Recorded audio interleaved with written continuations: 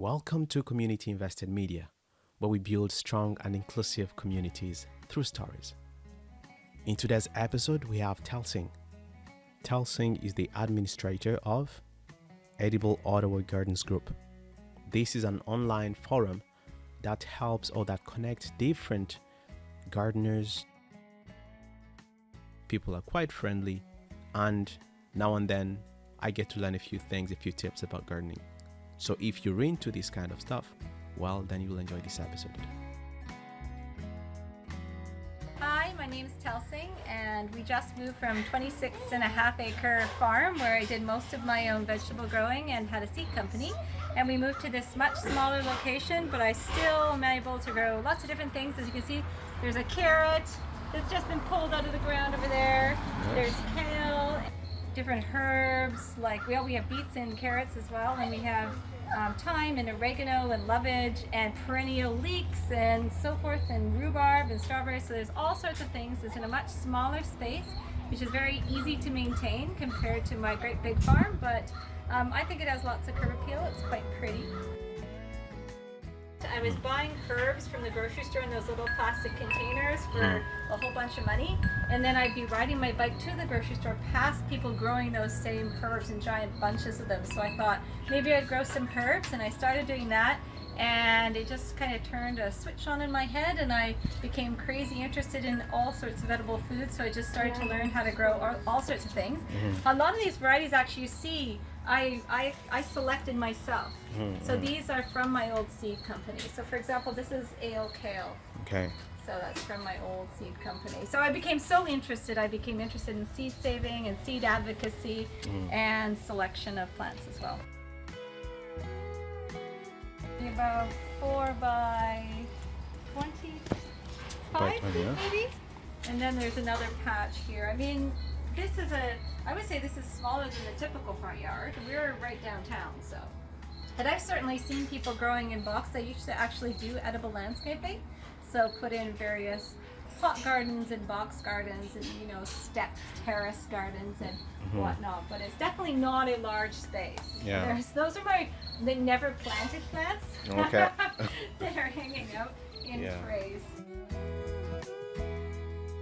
I could harvest a ton from here, but it would be a challenge. I have a family of 5, so compared to our farm, I wouldn't say this is enough to feed everything. I would like to focus less on the calorie crops, which are your things like your potatoes. Yeah. And if you have a smaller space, focus more on your vitamin and mineral crops. So things like kale or chard, or perhaps some fruiting crops that you'd like to be able to pick, like tomatoes and stuff. Even some berry crops that maybe if you were getting them from the store would be heavily contaminated in pesticides potentially and don't ship well. I would focus on those versus the larger crops such as I have cabbages, but I'm growing them a small footprint, but those ones I would save for a larger space. But it depends. If you have a medium-sized yard, you could probably get away with growing quite a bit of food to supplement your family's diet. 30 maybe, 30, and wow. I'm just throwing numbers in the air. And this was because of COVID-19. I decided to convert this small space into vegetables and planted what I had. They were actually seeds left over from my seed company, so I didn't buy any seeds for this garden. It connects me with the landscape and the weather, and it teaches me things about the world and the environment and different other subjects, such as what kind of plants people find interesting and they were used to as they were growing up as a child that they couldn't find anymore. So it connects me in a lot of different levels to all kinds of different things. People, the environment, nature, cooking, old preparation techniques or storage techniques that were lost. I find it quite valuable. It's kind of fun to go outside and pick your own food. In the morning and you want to get a fruit plant and you can just get one from outside. It's kind of fun. But she knows which weeds are edible and which weeds are not safe to eat, and so that's pretty empowering. As soon as the snow is melted and the ground is workable, so it's not, molding into a clay ball, but rather kind of falling apart, I'll start with peas, and so we did have peas here. They've already been pulled. Okay. And some root crops and some cold hardy greens, and then moving on from there to starting the the tomatoes and the eggplants and those more tender crops. And those will go into the garden at the end of May, beginning of June. Especially when we were doing farming, we would plant from snow to almost snow. You can actually sow into the snow.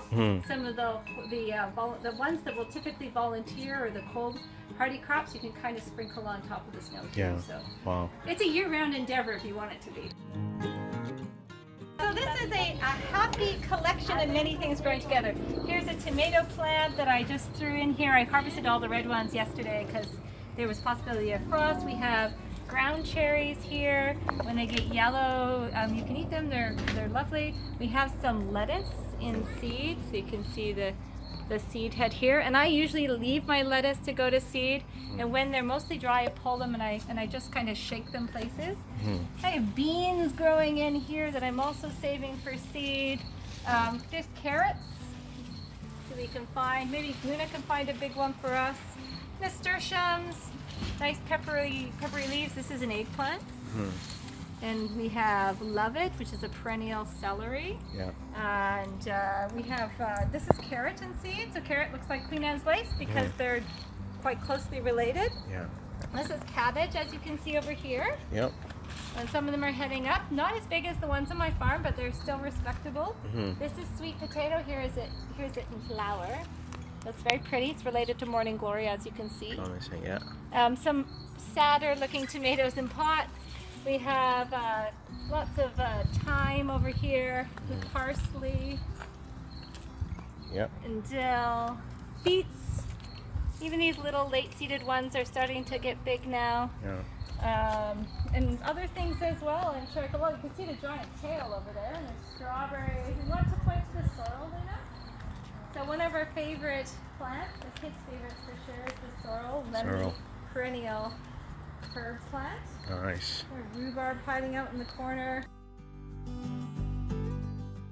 That's a complicated question. So, I mean, no. You can put a tomato plant or a herb in a pot and remember that it needs to be watered and get some sun and probably get something out of it, right? So almost every beginner gardener is going to get something probably the first time, especially if they try a few things, maybe not too many things, they don't want to be overwhelmed.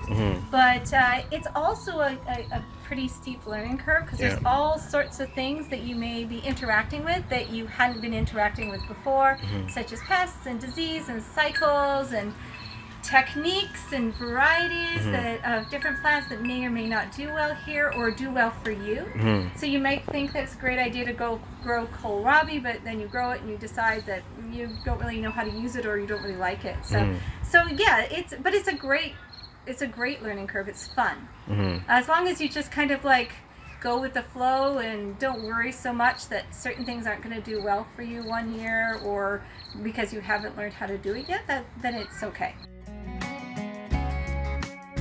When I was running my seed company, I was trying also to get people comfortable with the idea of saving seed and selecting plants. And I was also working with a lot of other organizations in the city. And I noticed that every once in a while a new group would pop up and it would have a mandate to help grow community food or whatever. And there'd already be a couple groups doing that. And I thought it would be a great idea if we could have some sort of platform to bring these voices together so they could work together. And so I created the group for that. However, though I do have lots of those community leaders on that group and lots of professional growers as well, lots and lots of home gardeners joined, so it sort of evolved from its original intention to being a place where people of any expertise level, from complete novice, never done it before, to commercial expert grower, can both share stories about the weather or ask questions or offer their take on how to grow a potato or whatever. So we're trying to be open to encouraging the more positive and supportive aspects of that. Yeah. I also don't like to shut down debate on the group. I like to keep it open because there's lots of different perspectives on different things, such as heirloom plants or what to do with pests.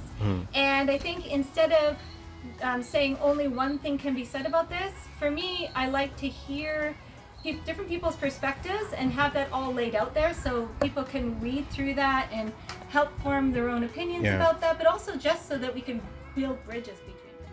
Thank you for watching.